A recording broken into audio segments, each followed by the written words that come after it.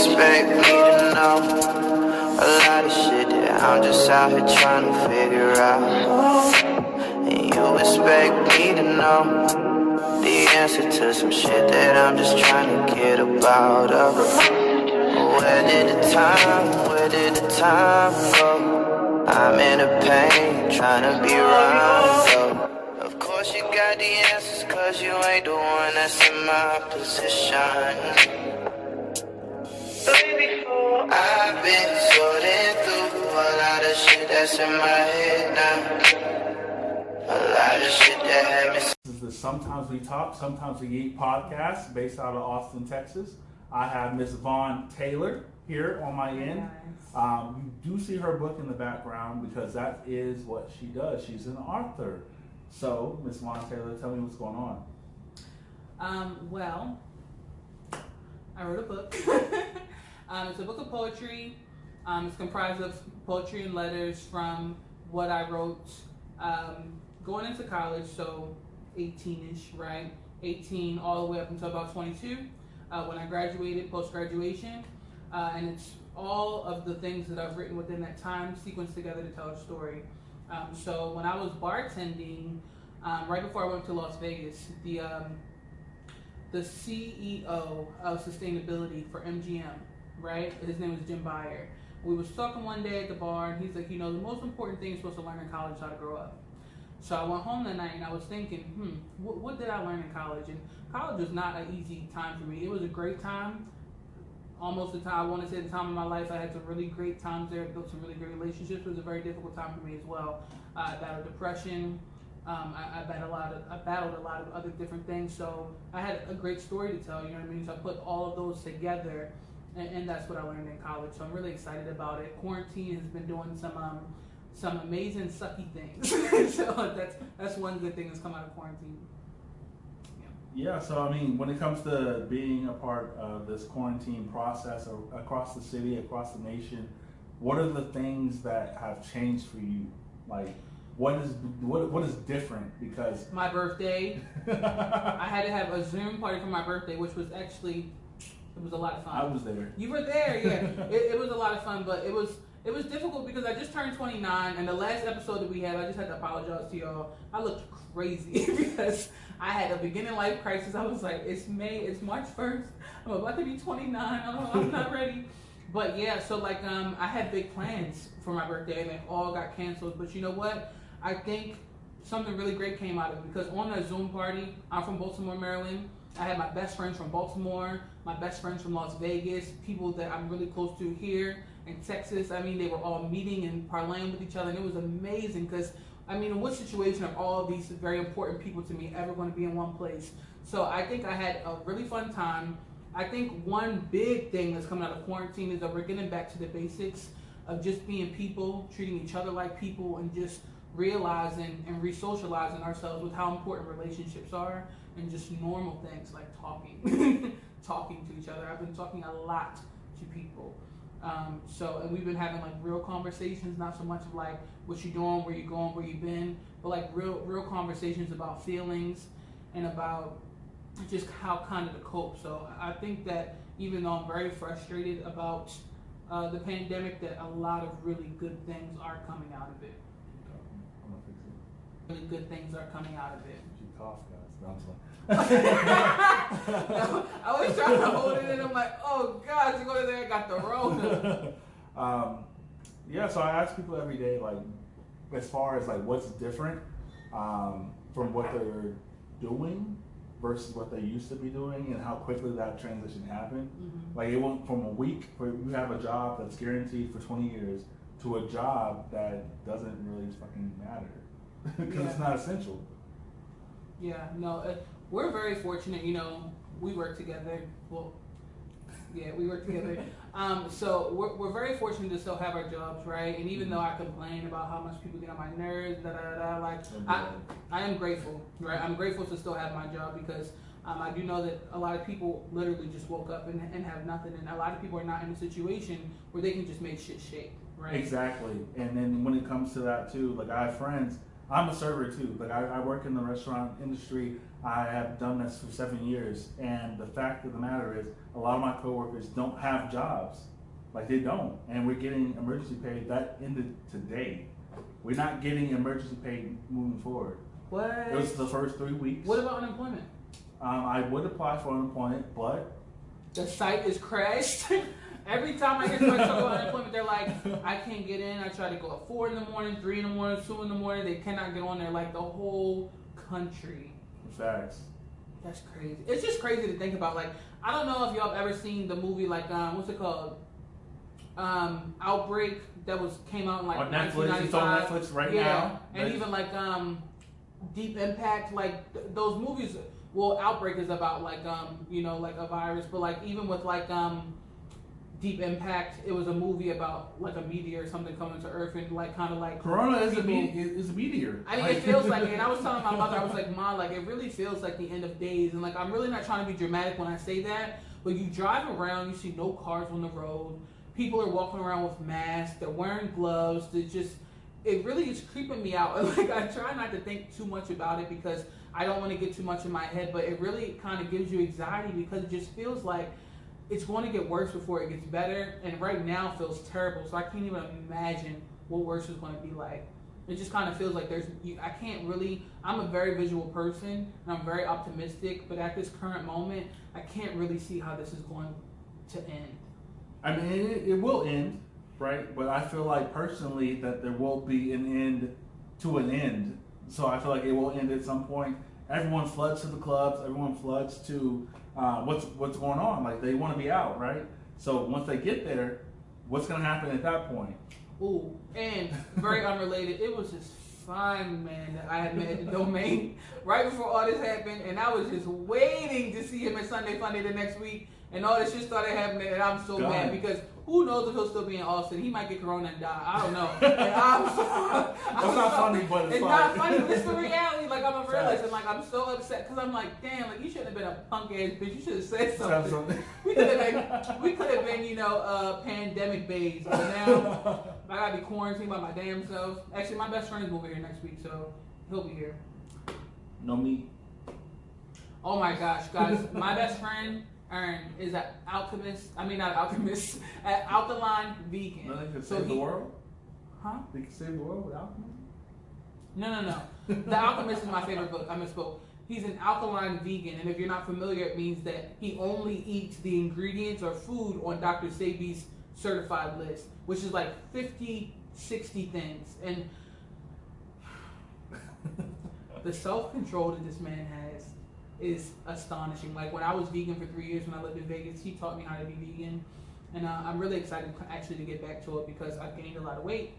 But more importantly, my body can just feel the difference. When I didn't eat meat, I missed meat because I'm naturally a meat eater, right? I love meat, but my body, the way that you feel when you don't eat meat and when you take care of yourself, it's like unmatched. I could lay down and go to sleep like that. These days, it's on my counter, you can't see right now. I gotta take ZQL every night just to fall asleep. Like, it's crazy. Like, be good to yourself. If one thing we don't learn from this pandemic is be good to yourself, because I'm generally very healthy. I take at least 6 herbs every day. So I'm not really too concerned that I will get sick, but a lot of people are not in that state. So to think that you have a pre-existing condition, or even if you're somebody who's sickly, I mean, even doing something so much as going outside can really kind of be like a terrible thing for you, and that's scary.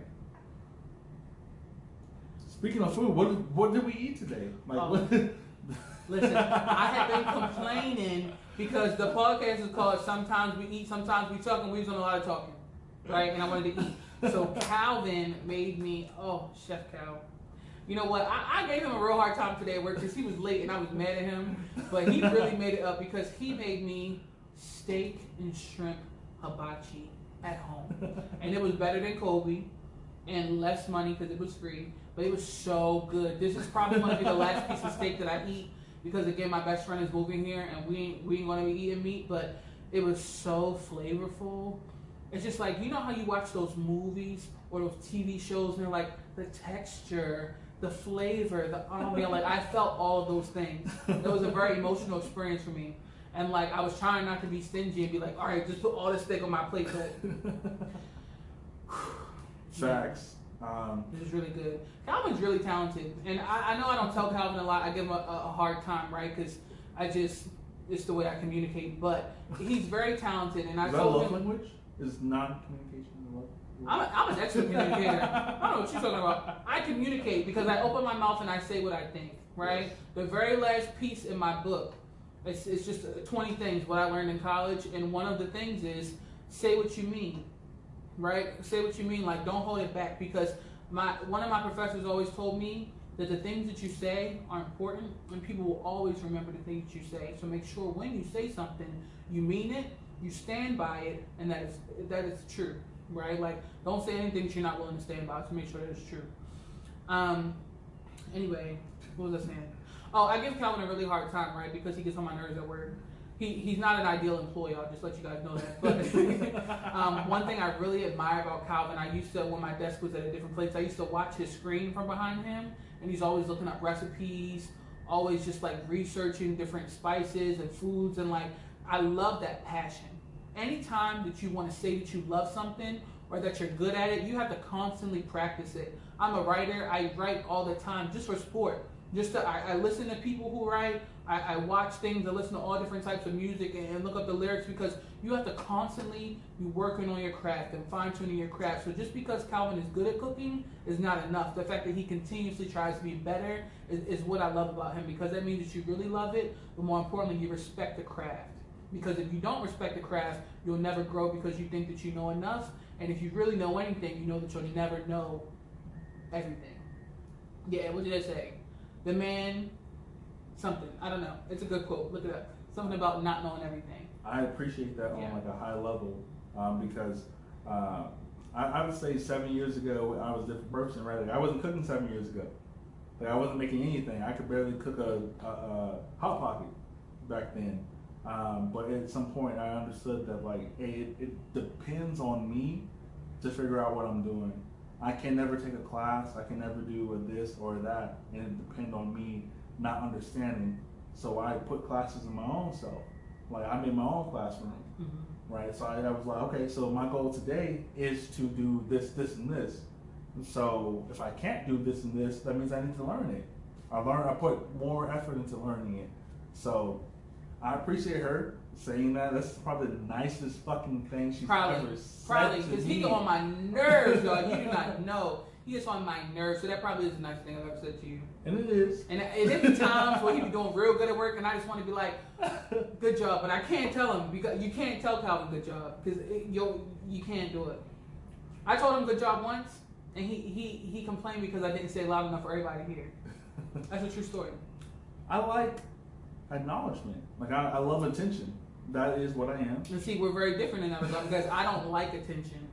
I don't like attention. That's why I wrote my book under a pen name, right? Because I don't want nobody to try to find me. I want you to enjoy my art. I want you to fall in love with the experiences that you have never had with me, right? But I don't want you to ever be like, oh, hey, ain't you? Nope.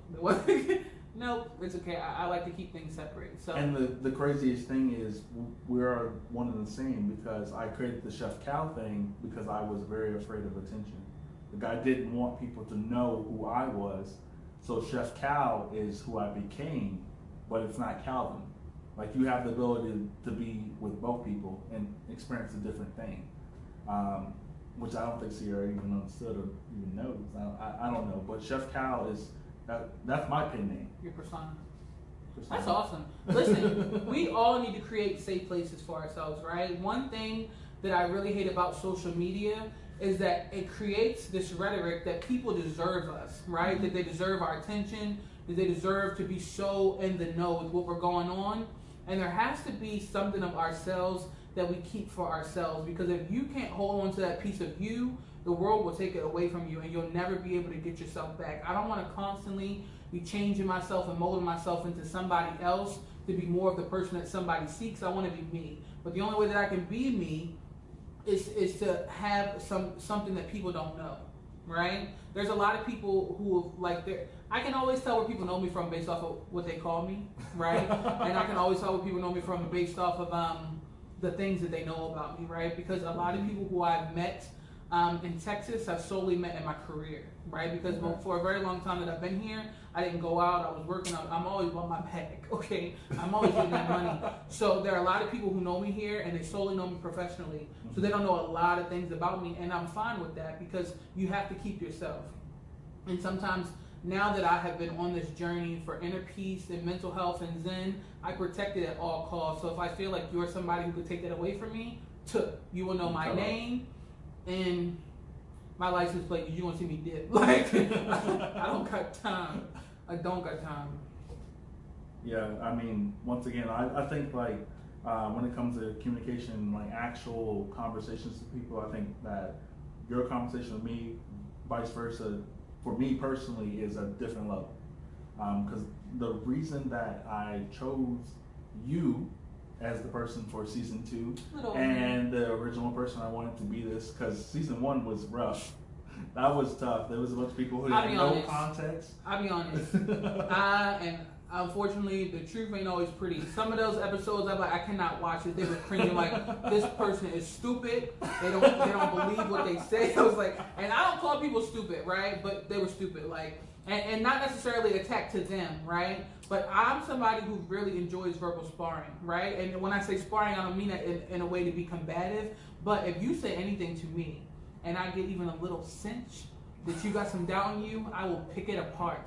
I will challenge you and challenge you and challenge you because it makes me sharper and it proves to me whether you really believe and stand for what you say. So a lot of the people that you talked about, you were like, hey, do you like the sky? Yeah, the sky's cool. Bitch, don't even know what the sky is. It was a lot. It was rough to watch. But I'm also, very opinionated in that regard as well. So, I mean, some of y'all might not like me. It's cool. It's cool. Which is okay too. It's okay. Because if Calvin didn't like me. I mean, it's the truth. But you gave me the. Never mind. Okay, so let's transition to something different, right? Some of the questions that I sent to you, do you remember any of them, or was there any that like stood out to you, or like ideally, like what do you want to talk about? So I read the questions. Okay. That you have been posting for your friends to respond to on Facebook. Yeah. Some of them are very birdish. Like, what? What? But I mean, if you had one in particular that you would like to talk about, I'm open. I'm an open book. So one that really is hilarious to me is the social media thing, right? So when if you date somebody, does social media become a factor in what you're doing? No. It's because you have no social media. But yeah, I'm on social media. I'm all social media. But if I had a man and he complained to me about something that he seen on maybe like my Twitter, right, and he didn't like it, okay, no worries. You ain't got to see it again because I'm going to block you, okay? Oh, it's my page. It's fire. It's my page. It's fire. And I will post what the fuck I want. To me, it's very controlling for somebody to tell you what you can post. Yeah, right? I don't like that. I don't like that. That's crazy to me because there's been women who have like expressed interest in me, but also told me they don't like what I post, and I'm like, what does that have to do with you?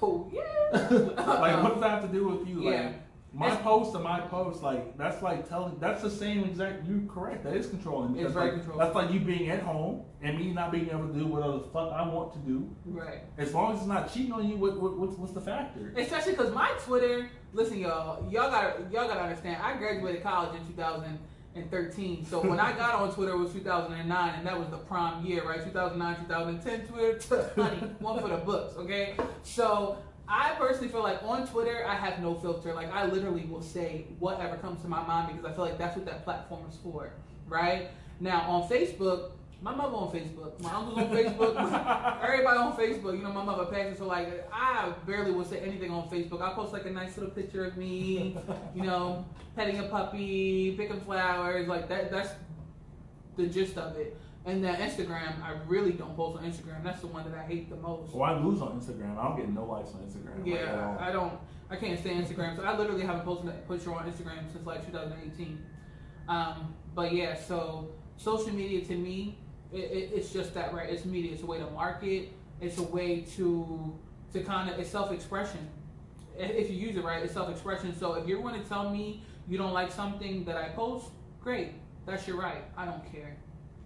That's exactly what I want to jump on, right? Because people will be like, you post this, this, and this. And I'm like, okay. You know I have a podcast. Like, you know, like I've talked to you before. You know I have this going on right now. So the questions that I ask don't necessarily mean it's my question. It's a question that I'm asking to get a response and get some clarity. And it's my page. Why does it matter if it's my question or not? You don't pay rent on this page. Like, seriously. Like, I don't, like I said, I just feel like it's controlling, because if you don't want me to say the things that I feel, it means that you don't respect my thoughts, right? 100%. And I should be able to express myself, and that should, me being me should not be a threat to you. And if it's a threat to you, it's because you are not secure in who you are, and I don't want you around me, because I've worked very hard to be where I am, and I don't want nobody doubting me. So at all. Go. Facts. Balance. That's facts, and no. you know, like that actually makes sense, because I've had a hard time like illustrating that to people, or even saying that to people, right?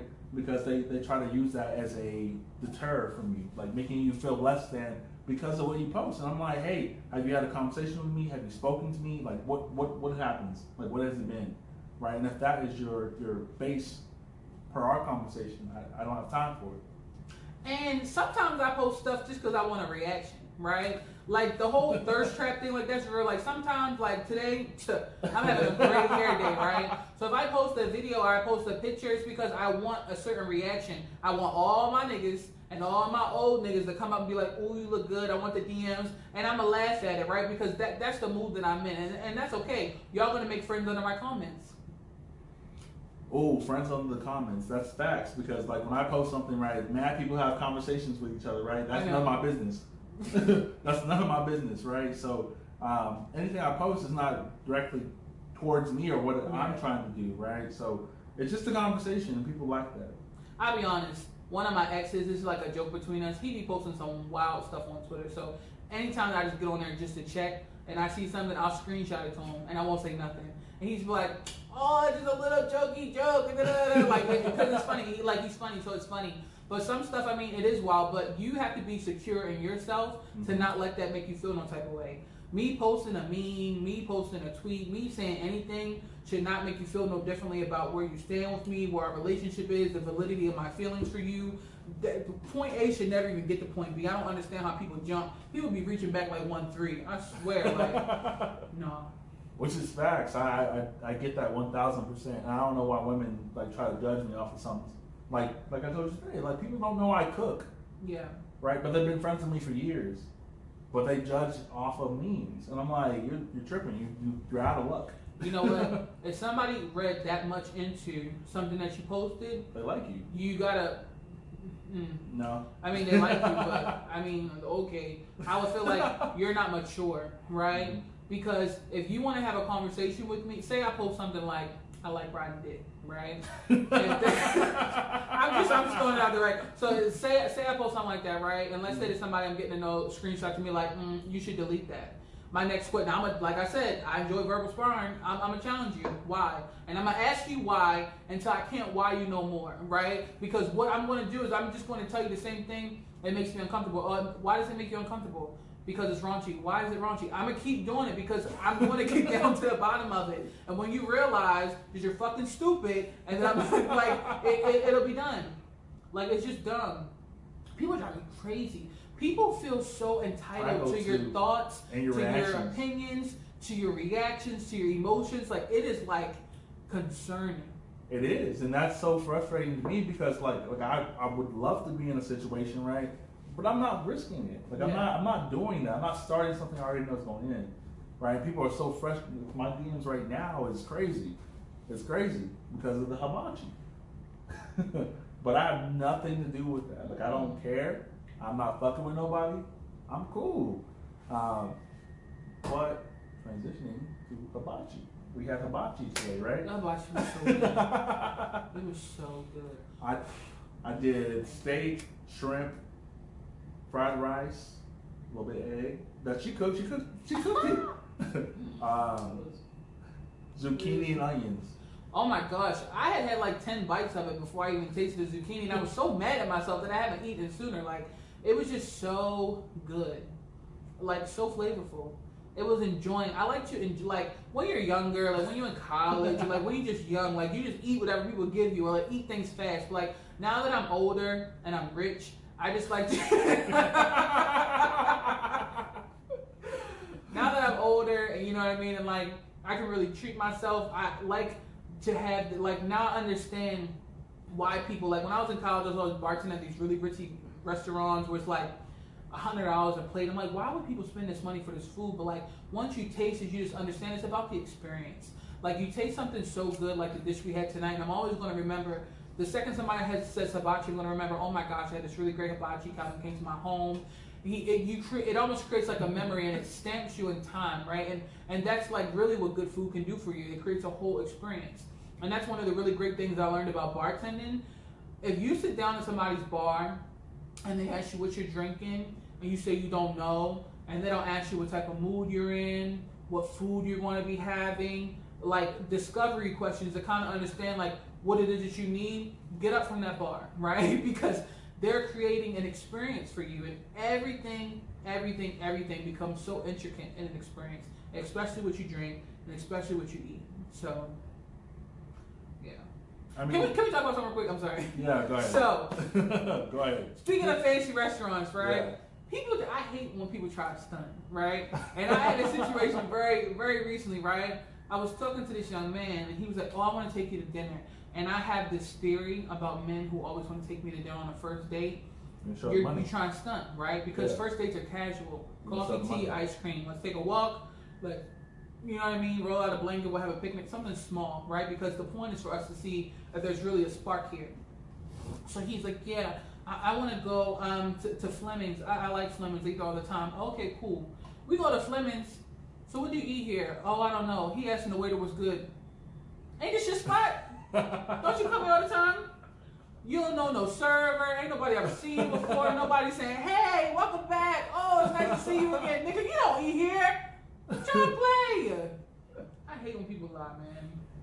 And that's what's so like that aspect. We're gonna go through something else afterwards, but like that aspect is so hard for me because people think they're getting lobster their first time around me. Like people think they about to get something crazy around me, and I'm like, that's not the I only case. got grits.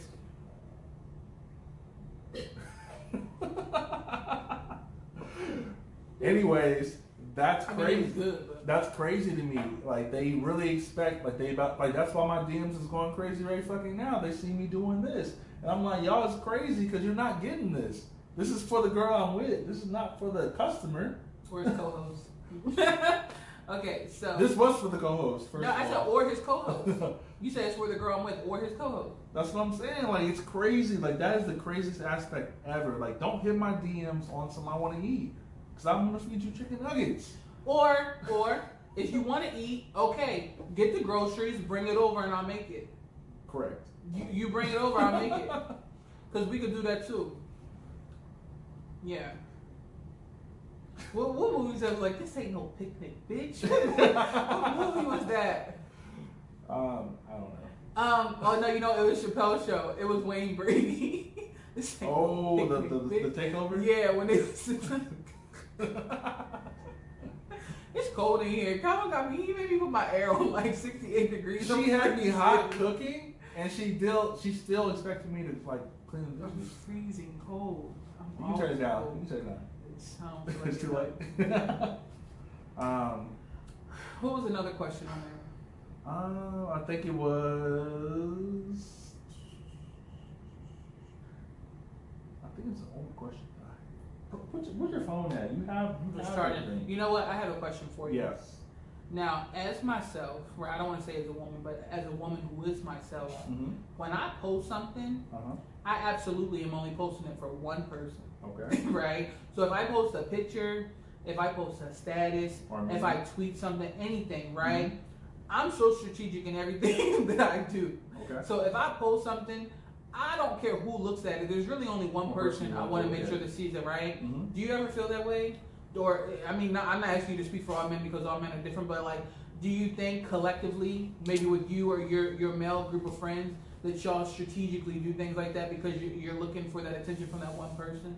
Oh yeah, for sure. 100%. Like because I only deal with women in ones.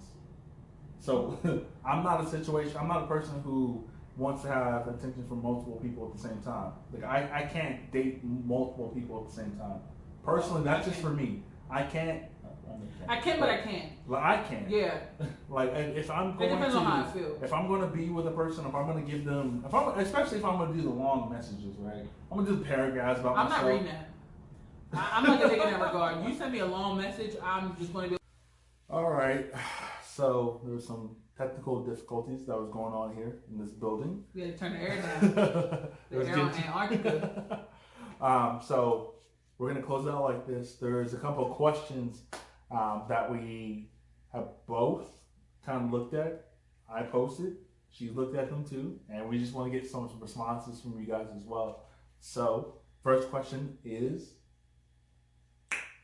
Well, the first question is: the rent is $1,600. Mm-hmm. Your car is $500. Mm-hmm. Utilities are $400. Groceries are $300, which is a total of $2,800 a month. Separately, a man and woman both bring in about $4,000. Tragic. How much is she supposed to contribute to the bills? I would say if we both contributing $1,400, like per a paycheck, we share everything. I personally feel like if you're only making $1,400 a paycheck, you can keep it to yourself because you will not be my man. But I personally feel like it should be half.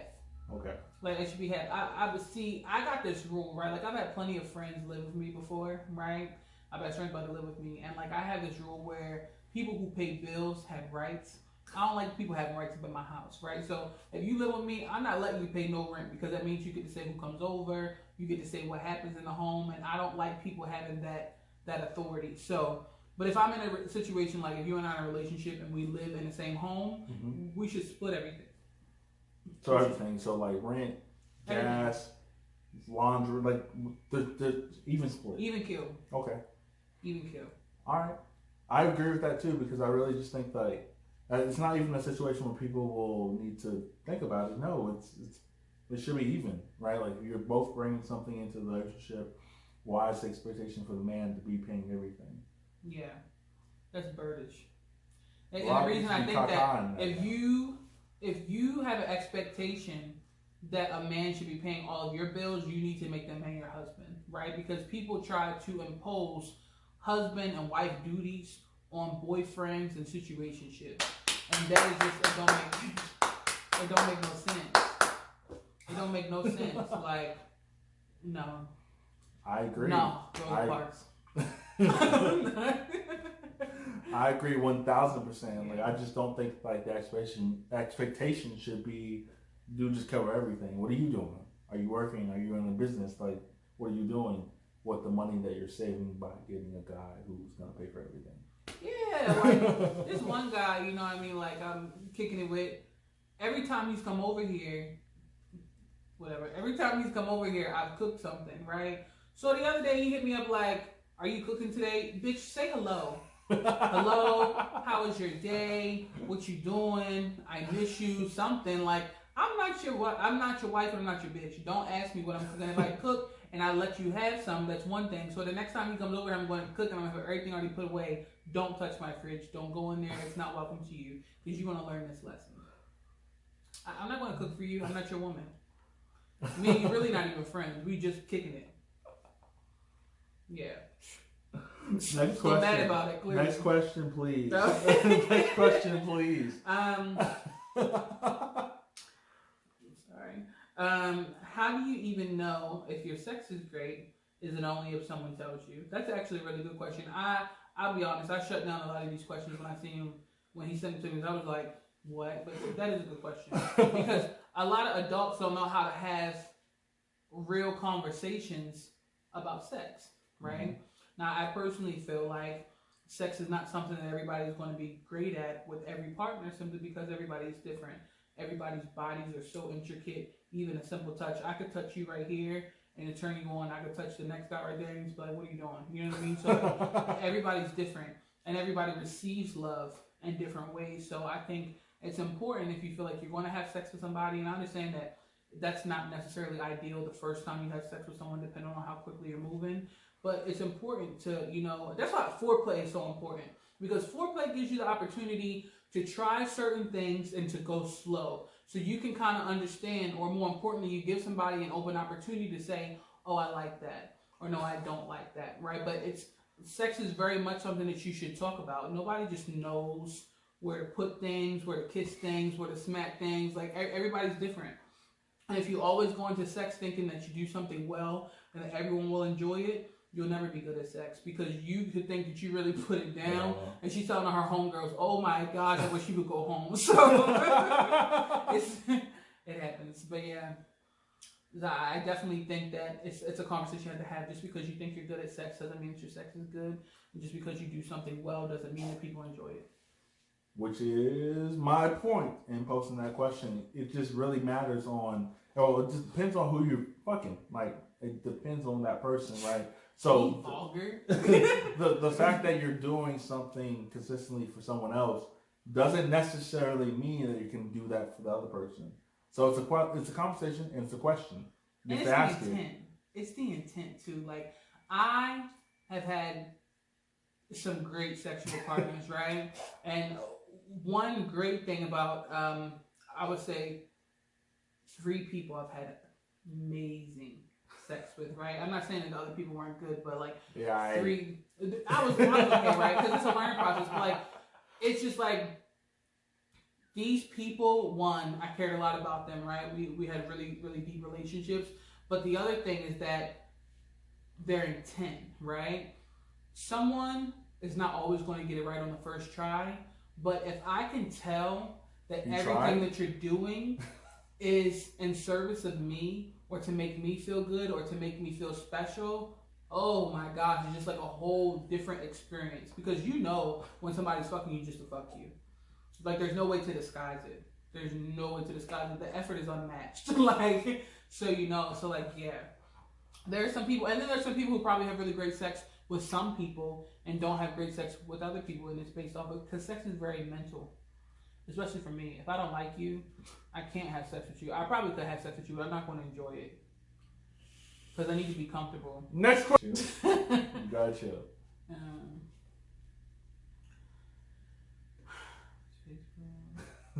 Calvin, what do you think is the sexiest thing about you? My ability to be the exact person I am today, which is me. The ability for me to be able to filter in between different people. People think that I really just take what comes to me and use that. Sorry.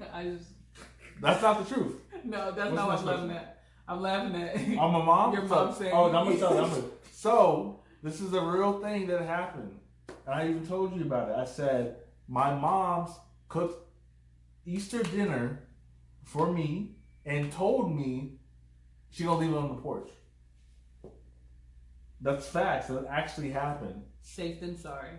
She is. She has a pre-existing condition, so she has to take the necessary steps to make sure she's not around me.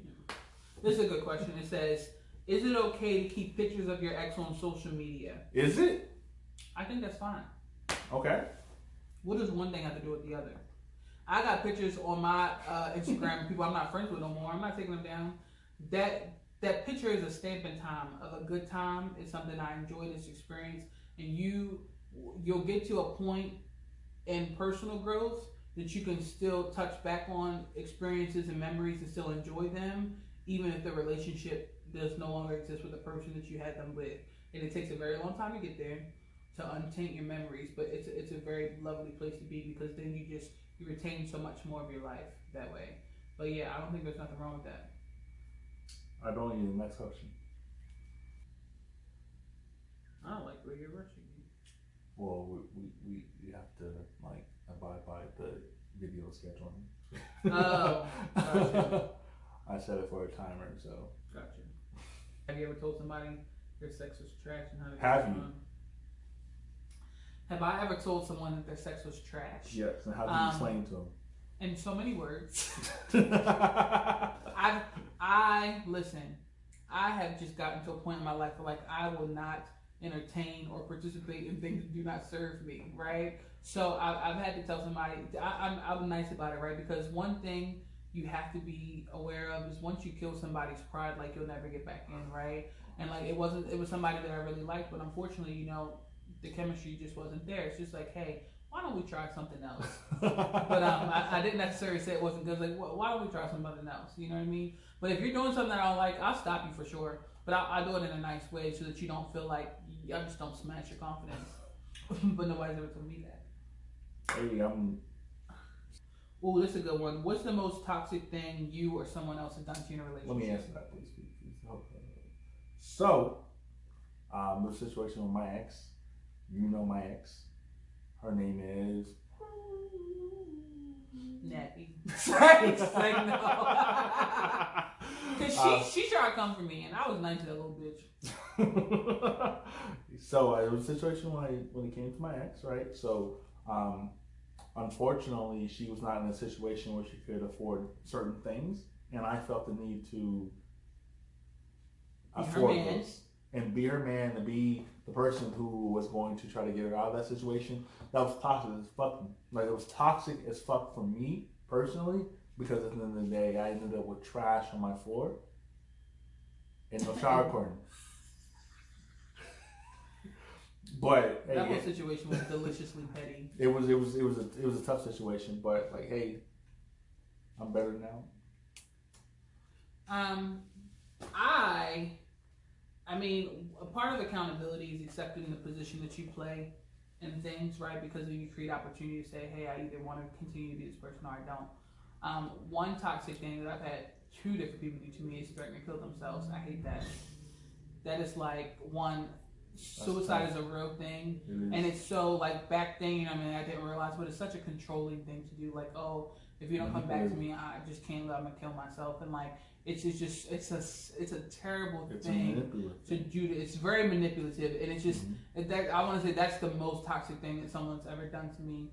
And like I said, I was much younger back then. If I was older, I definitely would have. I definitely hit that. I'm gonna kill myself. Like I definitely hit that button before, and that was only for a reaction. It wasn't like I was going to do it or be in that situation, but it was for a reaction, right? Because when you're losing something, you react however you possibly can to get that back, right? You do anything in the world to get it back. Like at that time.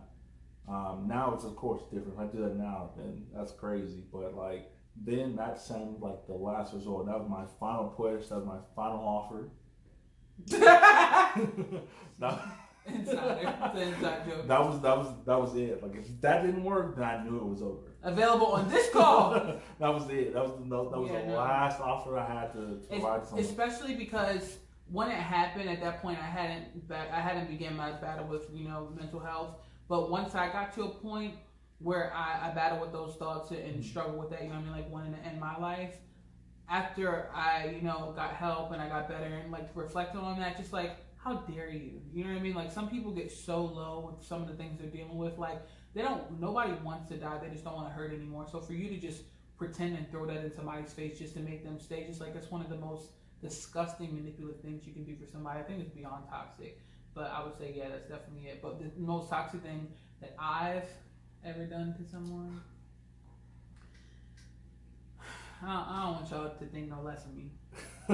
Listen, I used to be a wild nigga, okay? I'm a different person. I'm grown up, but